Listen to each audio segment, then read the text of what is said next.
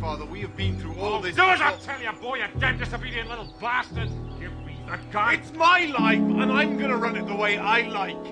Get off out of it!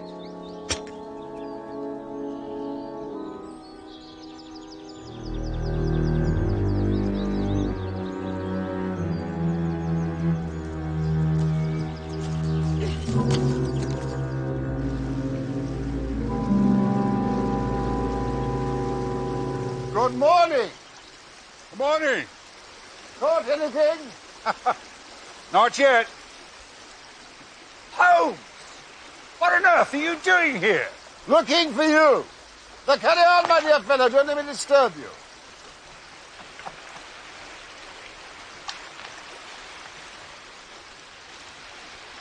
What on earth are you doing here? A case has brought me this way.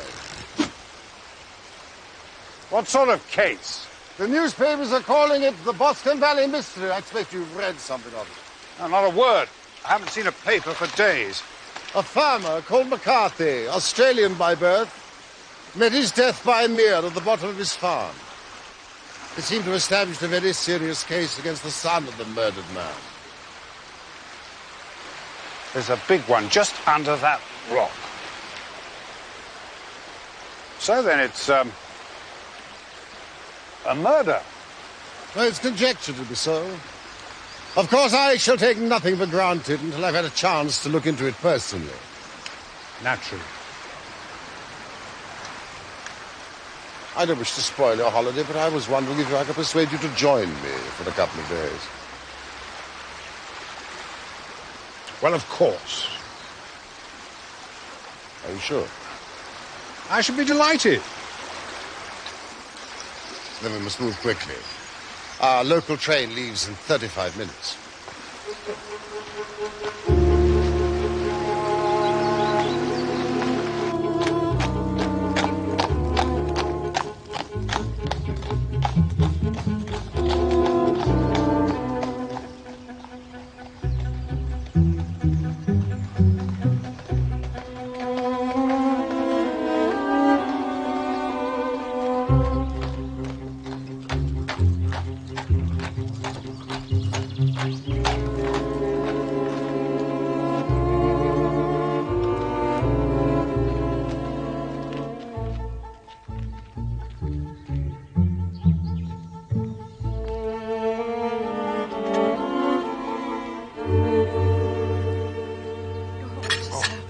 Watson, all this fresh air will kill me.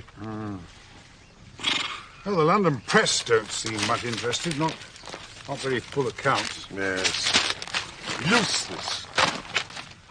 So much for the London press. It all seems depressingly simple. What persuaded you to take an interest in this case? This.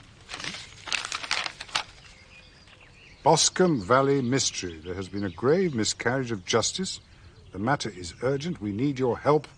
Please come if you can. Alice Turner. Good heavens. Who is Alice Turner? She's the daughter of Mr. Turner, also Australian, who owns this whole estate. Oh, well, it's a mystery, not murder to Miss Turner.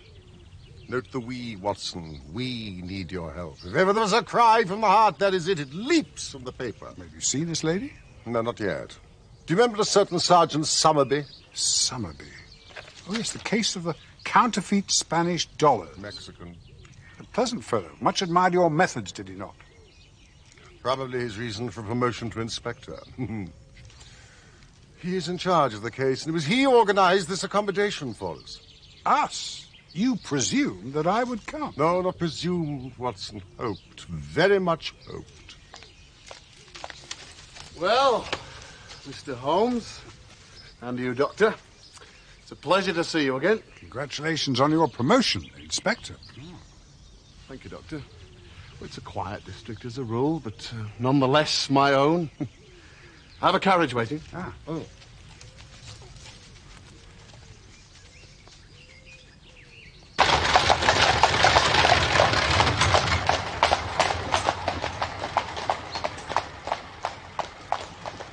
McCarthy, the murdered man, rented a farm called Hatherley from Mr. Turner, who was one of the largest landed proprietors in this part of the country. He made his money in Australia. I presume that both being colonials, they had much in common. All friends, I believe, though Mr. Turner has been in failing health for some time. He has a daughter called Alice. An only child and a most charming one. We surmise that Miss Turner and the McCarthy boy are friends. Great friends. It was Miss Turner who brings me here. All I know, Mr. Holmes, and to be quite honest with you, I'm surprised you came. Well, the case is as plain as a pikestaff. And the more one gets into it, the plainer it becomes. So I have warned Miss Turner that this time, not even Mr. Sherlock Holmes will be able to work miracles. So there we are. Beautiful countryside. Yes, yes, indeed. This is Boscombe Valley. And over there at the bottom is Boscombe Mere, where the murder took place. Peaceful place for a tragedy. Any witnesses? I expected that question, Mr. Holmes. The principal witness is William Crowder, one of Mr. Turner's gamekeepers.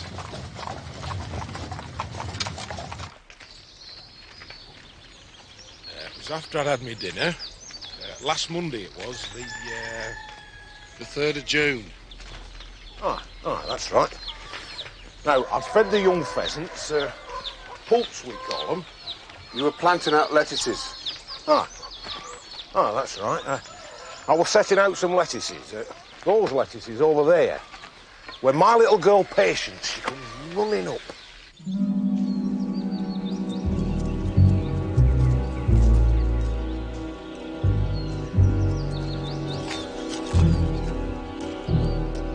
Dad, the McCarthys are fighting. Won't be the first time. Well, don't you worry about it, Patience. Take no concern of ours. Go on, in you go.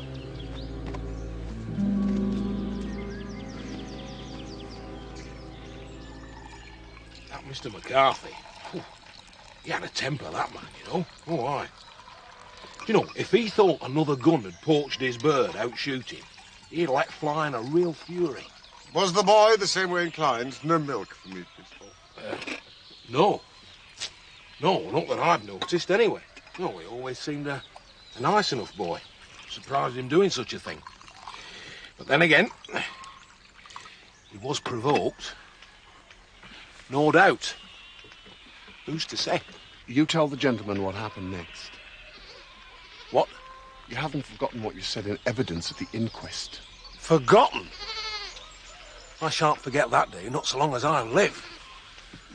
Now, I just sent Patience into a mother, and I hadn't planted out no more than another half box when young McCarthy come running up looking like he'd seen a ghost.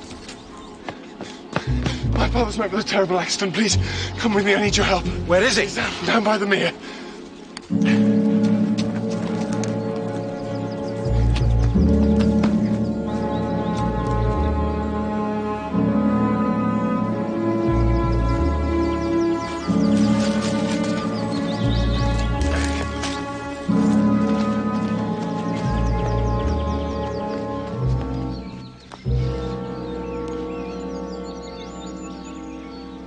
Is he alive?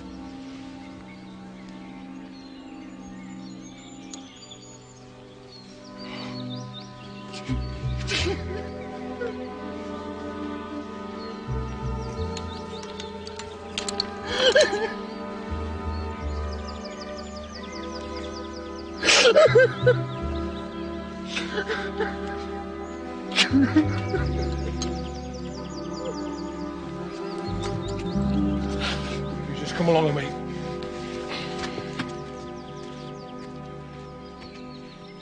I brought him back here, and I sent my wife down in the trap for the police.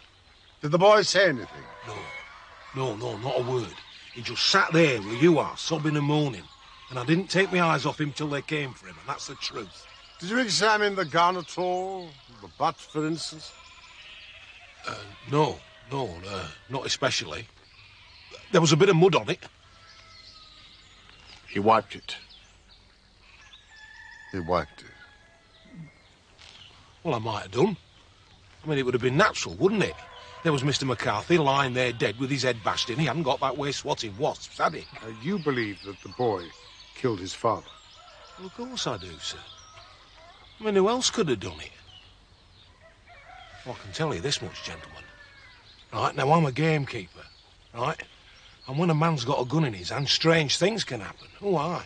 Now, I've seen men, quiet, law-abiding gentlemen, you put a gun in their hands, they turn into near maniacs. Thank you so much, Mr. Crowder, for giving so much of your valuable time.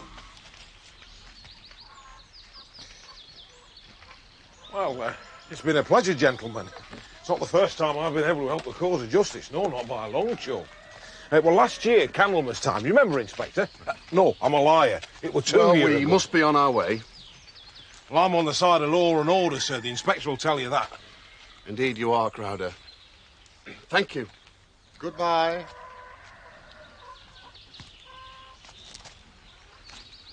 They're all the same, these country people.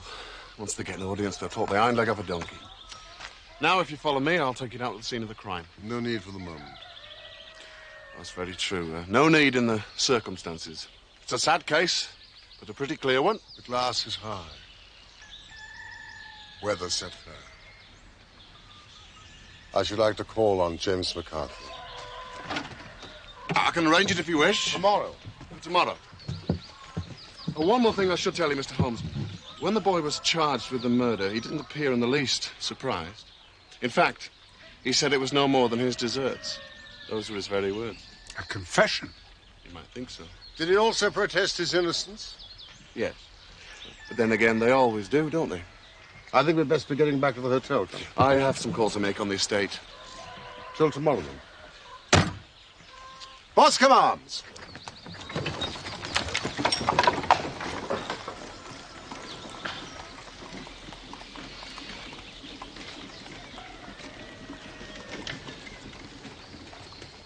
The boy said he got no more than his dessert. Well, that's a pretty suspicious remark. I mean, coming after such a damning series of events. On the contrary, it's the brightest rift I can see in the clouds at present. The self-reproach and contrition displayed by his remark appears to me to be signs of a healthy mind rather than a guilty one. Many men have been hanged on far slighter evidence. So they have, and many men have been hanged wrongfully. Oh, look, a pheasant.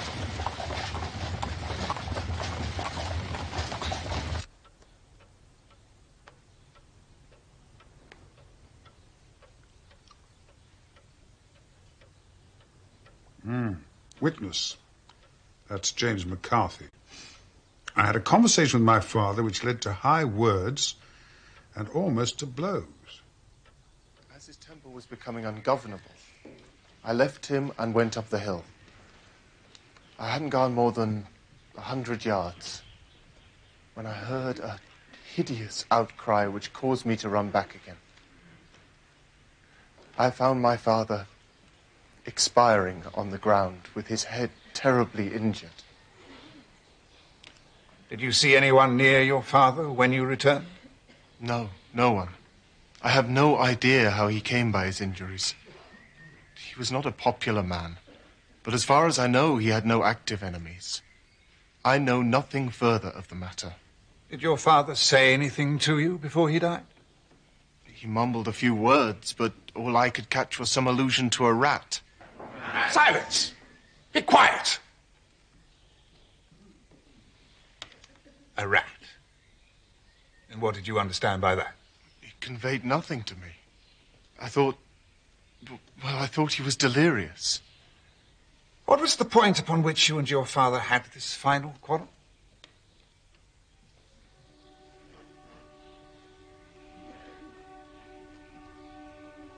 I should prefer not to answer that question, sir. I'm afraid that I must press it. It really is impossible for me to tell you. But I can assure you that it had nothing to do with the sad tragedy that followed. That is for the court to decide. I need hardly point out to you that your refusal to answer will prejudice your case considerably in any future proceedings which may arise. You may sit down.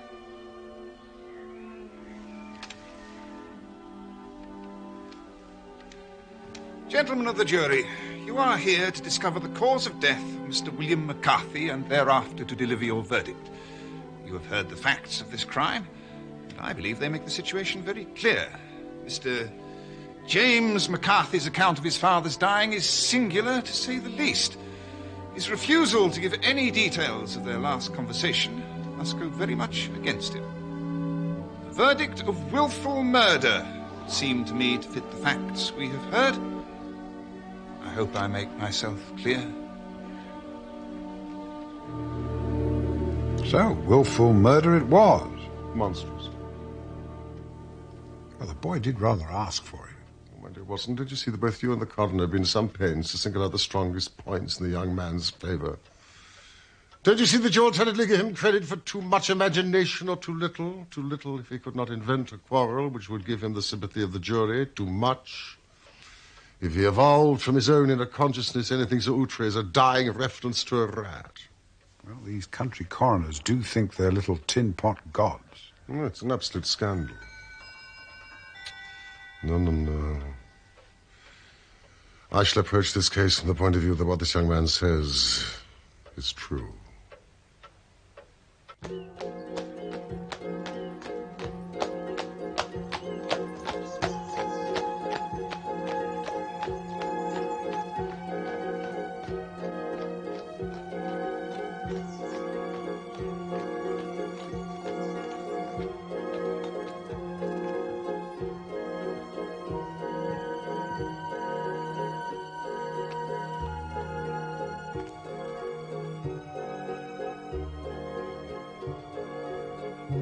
We have a visitor. Our young client has arrived.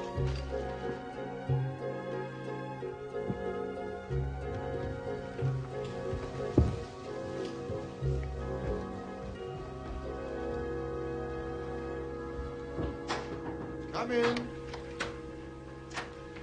I'm so glad you've come, Mr. Holmes. I'm Alice Turner. This is my friend and colleague, Dr. Watson. Dr. Watson, of course. It is you who have written down some of Mr. Holmes's cases in such an interesting way. You see, I know all about you, Mr. Holmes, and your wonderful success. If you knew how much we need you now, do you yet know anything of what happened? Please sit down, Miss Turner. Inspector Somerby has told me something of it. Oh, yes, the inspector. He gave me your address. He's quite a kind man, isn't he? But he doesn't understand. How could he? He's a policeman. Mr. Holmes, I know that James didn't do it. I know it. And I want you to start your work knowing it too. Never let yourself doubt upon that point. Have you known James McCarthy a long time? Yes, all my life. We have known each other since we were children. But he's too tender-hearted to hurt a fly. Well, this charge is just absurd to anyone who really knows him. Well, I hope that we may clear him. I shall do all I can. But from what you've heard already, do you not think he's innocent? I think it is probable. Though I don't think my friend is so convinced. Well, I think that Mr. Holmes has been a little quick in his conclusions. But you are right. Oh, I know that you are right. James never did it. His quarrel with his father, which you would not talk about to the coroner. Do you know anything of it? I believe it was because I was concerned in it. In what way? It is no time to hide anything now. James and his father had many disagreements about me. Mr. McCarthy was very anxious that there should be a marriage between us. Well, James and I have always loved each other like brother and sister. Of course, we haven't seen so much of each other lately. I have been away at boarding school for some years, and James has been studying in Liverpool. He is only 22 and has seen very little of life, and... well, I suppose he does not wish to do anything like that just yet. So there were quarrels. And this, I'm sure, was one of them. How old are you, Miss Turner? I'm 18. Quite nearly 19. As you say, this isn't a time to hide anything. Are you in love with James McCarthy?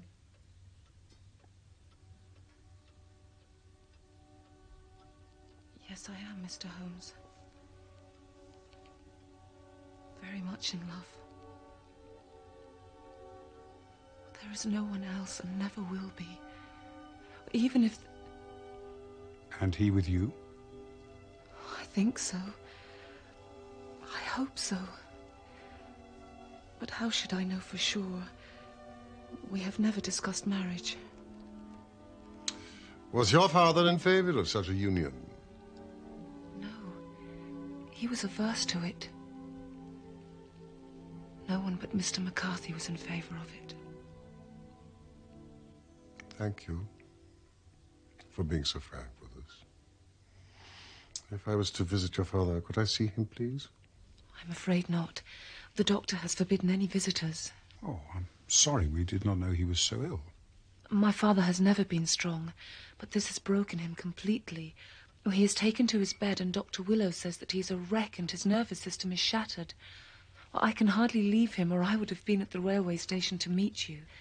You see, Mr. McCarthy was the only man alive who had known Dad in the old days, in Australia. Australia? In Victoria, at the mines, the gold mines. That's where Dad made all his money. You have been of material assistance to me. Will you be able to see James? Tomorrow. Tell him that I know him to be innocent. I will. Could you give him this? Of course. And if you have any news, you will tell me. I must go home now. I left my father asleep, but if he wakes and I'm not there, he'll be upset. Goodbye. Goodbye. And God help you in your undertaking.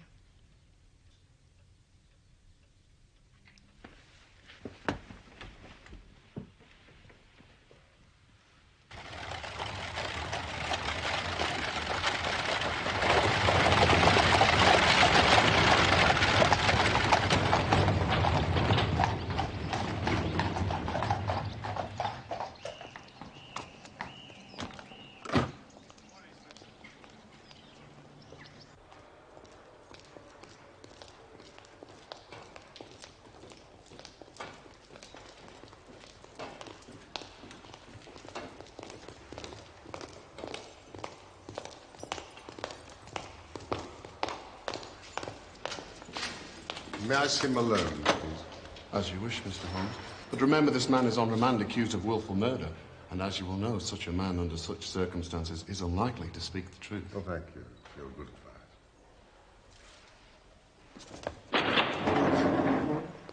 advice. James McCarthy.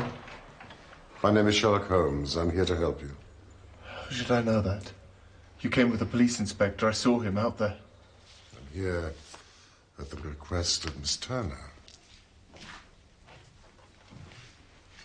I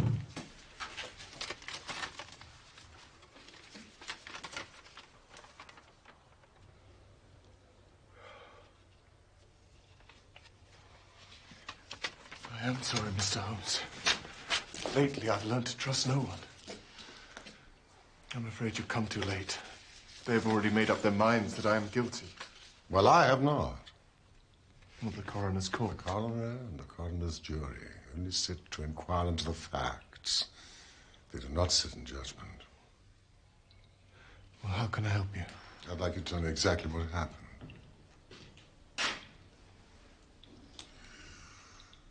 Let us sit down over here where we can talk quietly and not be overheard.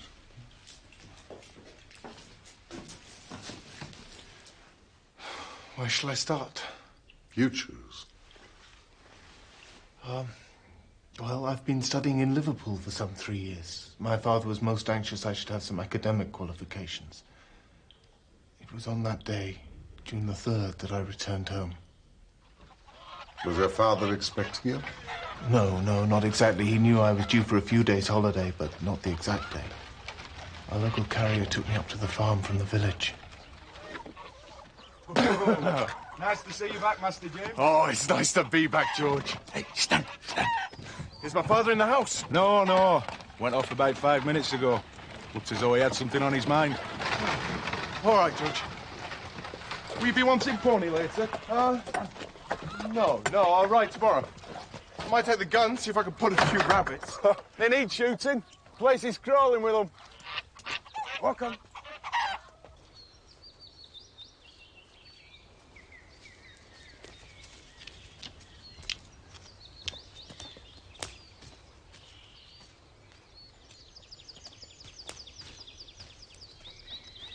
Oh, Father. James? What are you doing here? I'm just back for a few days, that's all. Well, I don't want you down here. So get off out of it. Keep away from me. Do you understand? Yes. Why? None of your damn business. Just do as you're told. James. Look. Now you are here. Get over to Turner's place and tell that girl you'll marry her. I'll do no such thing. Look, Father, we have been through all this tell you, before. boy, you damn disobedient little bastard! Give me the gun. Give me the gun! It's my life, and I'm gonna run it the way I like.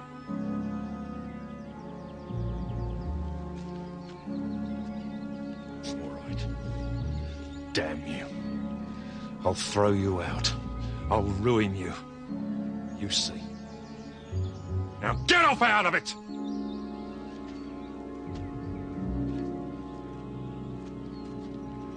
I had hardly gone any distance at all when I heard a terrible scream. I ran back down and found my father lying on his side. Did you see anyone else? No one. No movement anywhere? No, my attention was entirely on my father. He was terribly wounded. You would not tell the coroner about this quarrel with your father? It was something private. It was no business of his. Was it not because this confrontation with your father might seem to incriminate you? No, it was because it concerned Alice. It was no business of the coroner's or anyone else's. I wasn't going to have her name bandied about in the courtroom. You do know that Alice loves you, James, and believes you to be innocent. Yes, I know. The thought of her love and her faith in me has kept me in some sort of insanity in this horrible place. And yet you did not wish to marry her, as your father so clearly wished. Perhaps you did not share her love. I do, Mr. Holmes. I love Alice Turner. I adore her. I worship the very ground she treads on. But... And yet? I could not ask her to marry me because I was married already.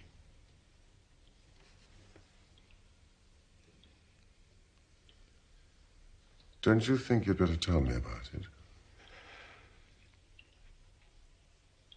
When I first started studying in Liverpool, my father gave me a very generous allowance. Oh, it's too generous for my own good. I became very wild and fell in with a bad set of people. In a fit of drunken madness, I went through a form of marriage in a register office to a woman much older than I was. A barmaid. I hardly ever saw Alice at that time. Of course, I couldn't tell my father. He would certainly have thrown me out, as he'd so often threatened. Yes, I'm sure he would. Have you any idea who could have killed your father so brutally? None whatsoever. Do you know, I go over the scene day after day after day in my mind. But I am as puzzled as everyone else is. Don't give up hope. Thank you, Mr. Holmes. Oh, Mr. Holmes. It hardly concerns all this business, but perhaps I should tell you. Some good has come out of this evil. Since I've been in here, I've received a message from the woman I married, who has read in the newspapers that I am in serious trouble and likely to be hanged. She wrote that she had a husband already in the Bermuda dockyard. Good heavens. So, there is no legal tie between us. If only I had known before. You're right to tell me.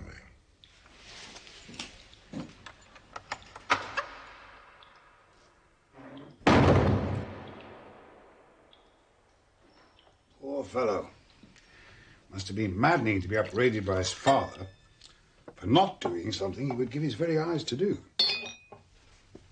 If he's innocent, who did it? Indeed. Well, perhaps I can help. I've not been entirely idle in your absence.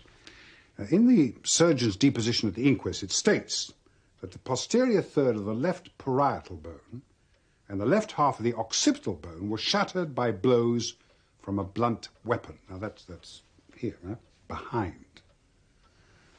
But the evidence states that they were quarrelling face to face.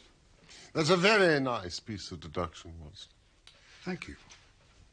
But hardly a valid one. McCarthy could have easily turned his back the moment the girl had run off. But I'm so glad that you're coming round to my way of thinking. And Miss Turner's, the boy, is innocent. Now, Holmes, you're putting words into my mouth. I didn't say that. But you're thinking it. Just a little.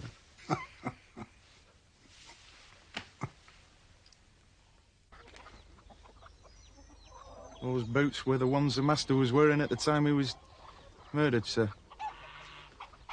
I've cleaned them up since, of course. Those are a pair of Master James's. He bought them new last Michaelmas. Thank you, George. Now, let us go down to the mere.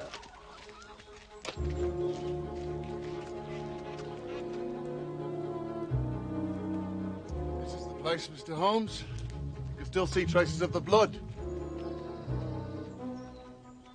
Please, would you keep clear of this area?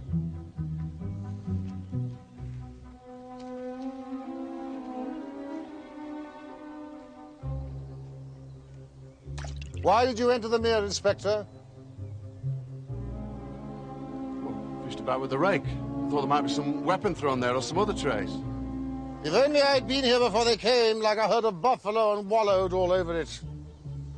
This must be the gamekeeper and his gang. These tracks are young McCarthy's. And these. Twice he walked.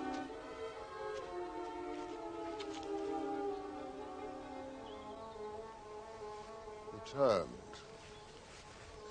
Once he ran. So the soles of the feet are deeply marked, the heels are hardly visible. That would bear out his story. He ran when he saw his father on the ground. Doesn't work at it, I'll say that. The father paced up and down, right here. What have we here? Tiptoes. Tiptoes. Square toes. Most unusual boots. Where did Mr. Square Toes come from?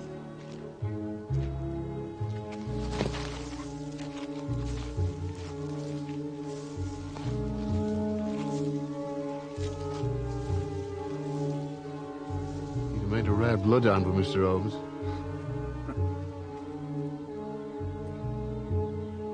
Ah.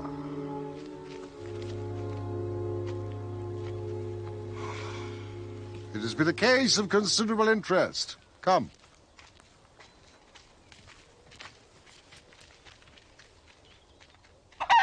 Thank you, George. Thank you, sir. Would you deliver this note? Yes, sir, indeed. Right away.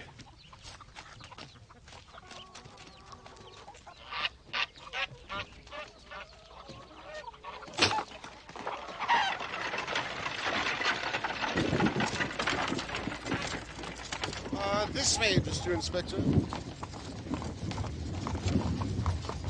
The murder was done with it. I've seen no marks. There are none. Well, how do you know then? The grass was growing under it. It's only been there a few days. It corresponds with the injuries. And the murderer? He's a tall man, left-handed, limps with the right leg, wears thick-soled shooting boots with square toes, smokes Indian cigars, uses a cigar holder, and carries a blunt penknife in his pocket.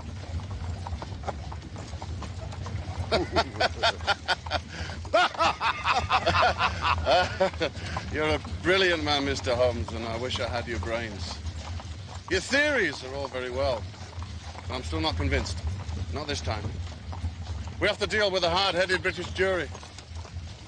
Well, you've had your chance, Inspector. I'm a practical man, Mr. Holmes. I cannot undertake to go around the country looking for a left-handed gentleman with a gamby leg. Unless you become the laughingstock of Cheshire. We shall see. You work your method. I shall work mine.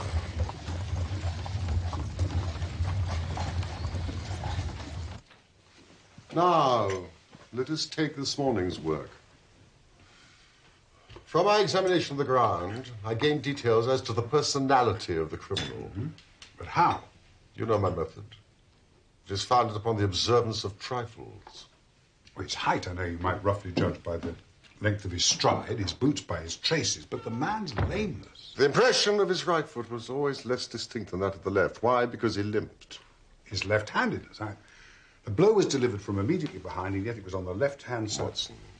He must have been a left-handed man, of course. He stood behind that tree during the confrontation between father and son. He even smoked there. Smoked? Cigar ash. An Indian cigar. You will remember my little monograph on the subject of ashes from pipe, cigar, and cigarette tobacco. 100 different varieties, if I remember. 140, thank you, Watson. Having discovered the ash, I discovered this stump, which the man had thrown among the moss. An Indian cigar rolled in Rotterdam. You will notice that the end has not been in his mouth. So he used a cigar holder. The tip has been cut off, not bitten. But the cut is not a clean one, so I deduced a blunt penknife. Amazing. Among the words mumbled by the dying man, the only word that young McCarthy could understand was the word rat. Rat. Most curious. Come with me.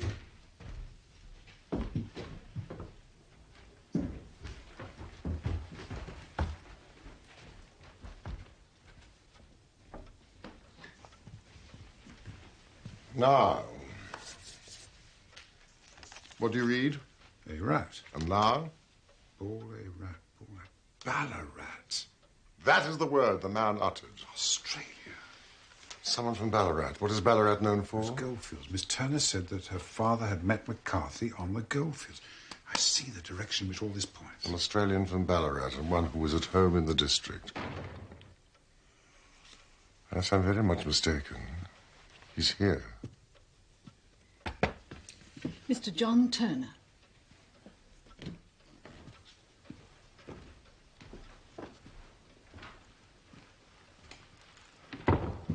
Mr. Holmes. Dr. Watson. My daughter told me you were lodging here. Did you get my note? Yes.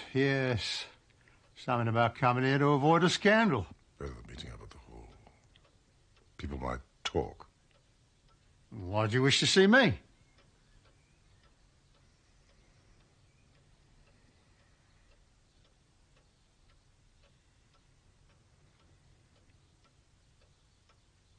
Oh, yes.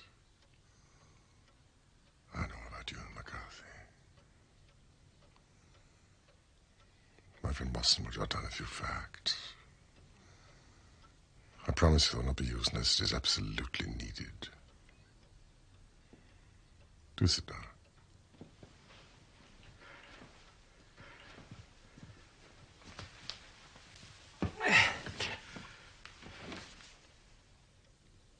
You didn't know the dead man McCarthy. He was a devil incarnate. God keep you out of the clutches of a man such as he. His grip has been upon me these many years, and he's blasted my life. I'll tell you first how I came to be in his power. It was in the early 60s at the diggings. I was a young chap then, hot-blooded and reckless. Well, I'd no luck with my claim, took to the bush and became what you'd call a highway robber. There was a little gang of us, lived a wild, free life of it, sticking up a station from time to time, or stopping the wagon on the road from the diggings. They called me Black Jack of Ballarat. I believe they still remember the Ballarat gang in the colony.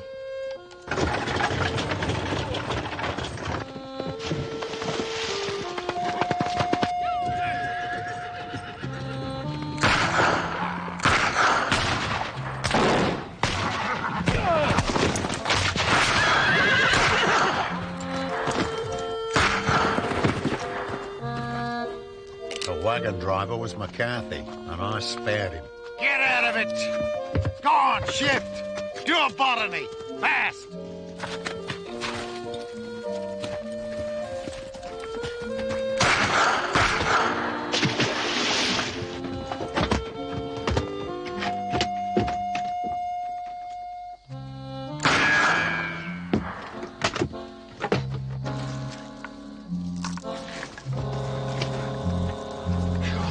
Got away with the gold. My mate and I were wealthy men beyond the dreams of avarice. There was...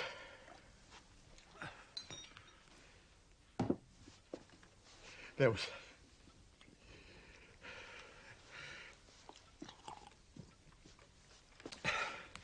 was a price on our head. I decided to make for England. I determined to settle down to a quiet and respectable life. I bought this estate. It included the whole village, even this inn is mine. I set myself to do a little good with my money to make up for the way in which I'd earned it. I married. And though my darling wife died young, she left me my dear little Alice. I was a happy man, you might say, until McCarthy laid his grip upon me. He'd followed my trail. When he first came here, he'd hardly a coat to his back or a boot to his foot. Here we are, Jack, he said. You can have the keeping of us, me and my little boy. And if you don't, England's a fine, law-abiding country, and there's always a policeman handy. I was a sitting duck for blackmail. There was no shaking him off. There was no rest, no peace, no forgetfulness. Turn where I would, there was his cunning, grinning face at my elbow. Whatever he wanted, he must have, and whatever it was, I gave him without question. Land, money, houses. Till at last he asked a thing I could not give. He asked for Alice. His son and my girl had grown up. He knew I was in weak health.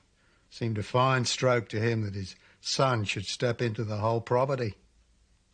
But there I was firm. I would not have his cursed stock mixed with mine. Not that I'd any dislike for the lad, but his father's blood was in him, and that was enough. I stood firm. McCarthy threatened. I braved him to do his worst. Arranged to meet at the mere, halfway between our two houses, to talk it over. James. As I listened to his talk, all that was black and bitter seemed to come uppermost. He was urging his son to marry my daughter with as little regard for what she might think as a slut from off the streets. Do as I tell you, boy, you damn disobedient little bastard! It drove me mad to think that I and all that I held dear should be in the power of such a man. It's my life, and I'm gonna run it the way I like. I was a dying and desperate man. If I could silence that foul tongue, I could still save me and my family's reputation in this valley. Get off out of it!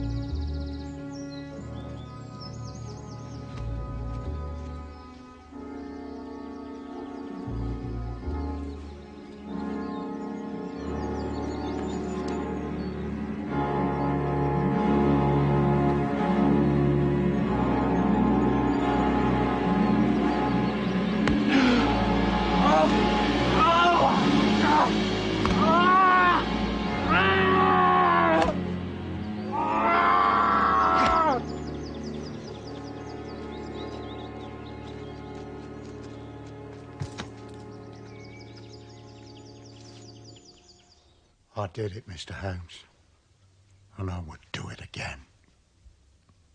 Deeply though I have sinned, I've lived a life of martyrdom to atone for it. And my girl should become entangled in the same meshes which held me was more than I could suffer. I struck him down with no more compunction than if he'd been some foul and venomous beast.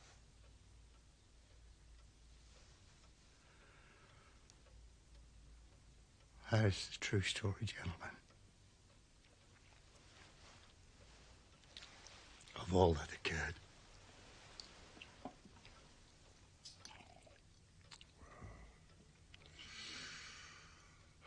It is not for me to judge you, but I hope that we may never be exposed to such temptation.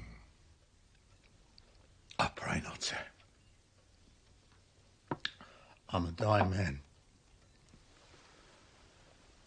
I've had the diabetes for years. My doctor says it's a question of whether I shall live a month. Yet I'd rather die under my own roof than in a jail. Young McCarthy must be got off, however. Oh, God help me, but I wouldn't let that young man come to harm. I'll give you my word that I'd have spoken out if it went against him at the assizes. I'm very glad to hear you say so. I'd have spoken now had it not been for my dear girl. It would break her heart.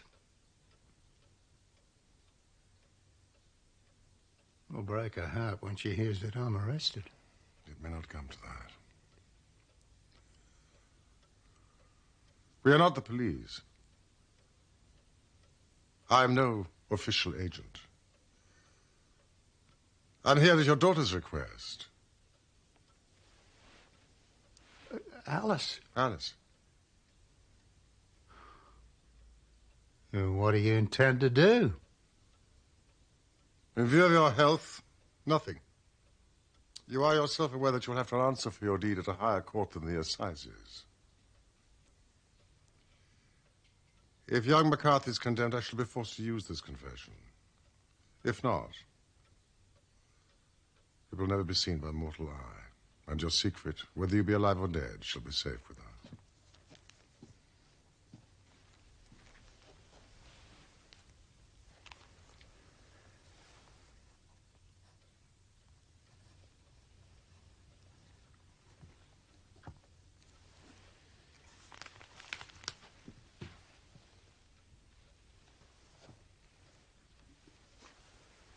Farewell, then.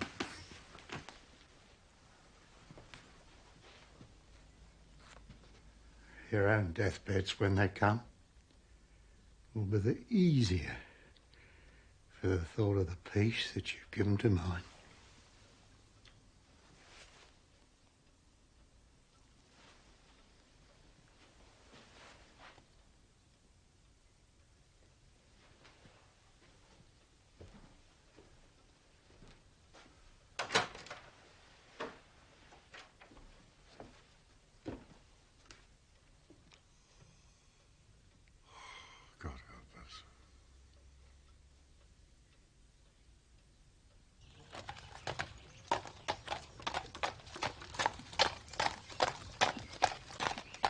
Turner, John Stewart, 16th of August, Boscombe Hall, Cheshire.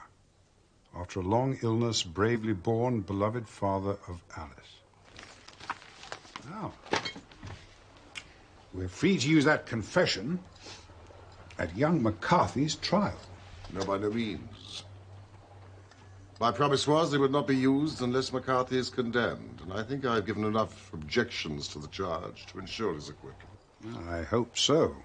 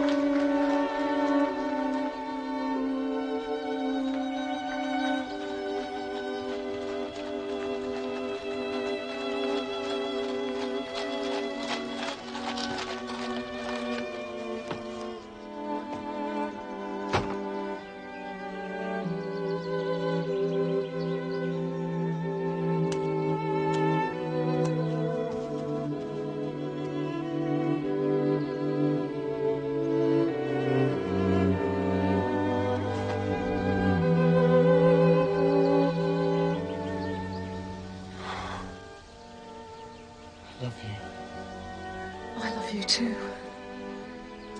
Will you marry me? Yes, I will.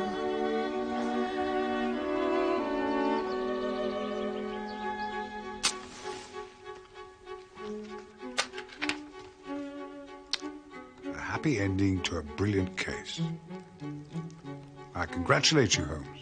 I thank you. I must admit there are certain aspects to this case which even I did not anticipate.